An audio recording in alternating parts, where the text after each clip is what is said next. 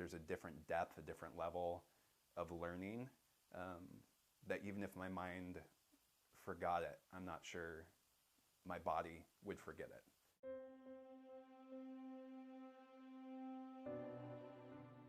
One of my earliest recollections of an experiential activity was being up on Mount Hood at a challenge course outdoor there, and our group class had kind of approached the last activity of the day.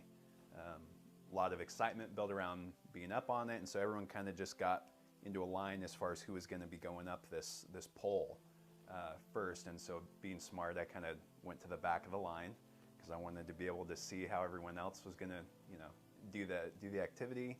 And so I got to watch person after person get up on the pole, start going up, and I could just feel the excitement of, this is someone I know, and they're the focus of attention. But then I also knew that this is going to be something I'm going to do here in a little bit.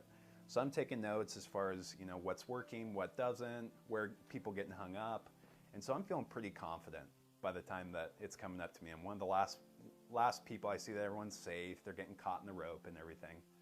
So I'm feeling pretty good. So I get checked out, and I start climbing up the pole. It's feeling good.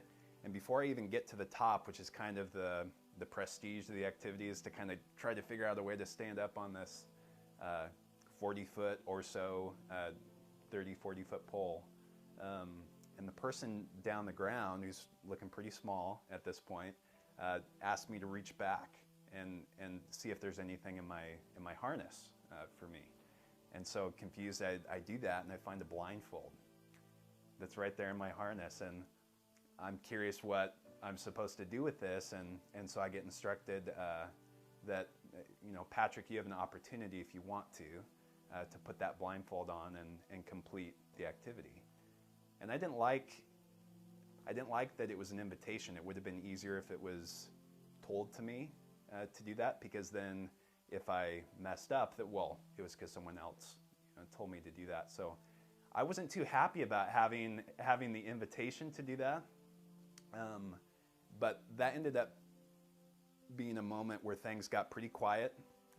Time slows down a little bit, and there's this whole inner process that's going on that I wasn't aware of, I wasn't expecting down on the ground. So there I was, and I got to just be pretty quiet up there. Everyone was quiet and just kind of watching, giving me space to process what was going on. And I just thought about, if I put that blindfold on, there's no way I can stand up on this thing. I won't have any balance. I won't be able to do it. And so I just start feeling all the emotion of what it's going to be like to fail, to fall off this pole. And I start imagining, no one else had to do this. This isn't fair. I'm going to be able to get up on here, and I'm almost certain I can jump and grab, that bar that's out there. So I just had this, I had a decision to make. Am I going to say no and execute this activity the way that I plan to? Or am I going to take this other route that's an invitation? And so as I started to think about what it would be like to not do it, I realized that the cost was too great not to. And I didn't understand that at the time, but I knew that was going to be an important decision for me to make. So I put the blindfold on, and felt like an eternity to just get up to the top of that pole and figure out what it was going to be like to stand, and I stood. And I thought that might be it, and but then the next step was to jump with a blindfold out to this trapeze bar that I had no clue where it was, and so I was asking where it was. I still was kind of holding on to this idea that I want a go at that trapeze bar. And again, it was just this another layer. It was another layer of learning that was going on for me. Of when's the last time I did something with my whole heart without knowing what the outcome would be. So I jumped, didn't come anywhere close to the bar, and I fell in the rope, which maybe even 20 minutes before, when I was standing on the ground, would have been a failure.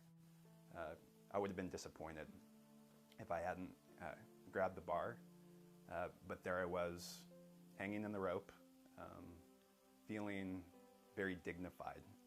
Gosh, that was 2005 or 2006, so about 8 years ago. And that's an experience that I can put words to. I can describe what almost what the context of the learning was for me, because it was that significant. But I even have a sense of how I felt in the midst of the activity, which is very different, at least for me, than just recalling an important lesson.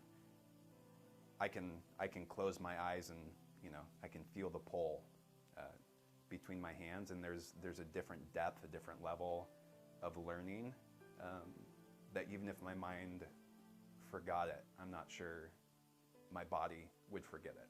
So it's something that's pretty deep down in there, and it was a crossroads for sure. When those crossroads, at least for me, have been few, but you know that when you've come to them, that you have a choice. And I'm glad I chose the way that I did, because it gets to be an unusual success that I get to stand on at this point, and know beyond a shadow of a doubt that happened there. That informs what happens now.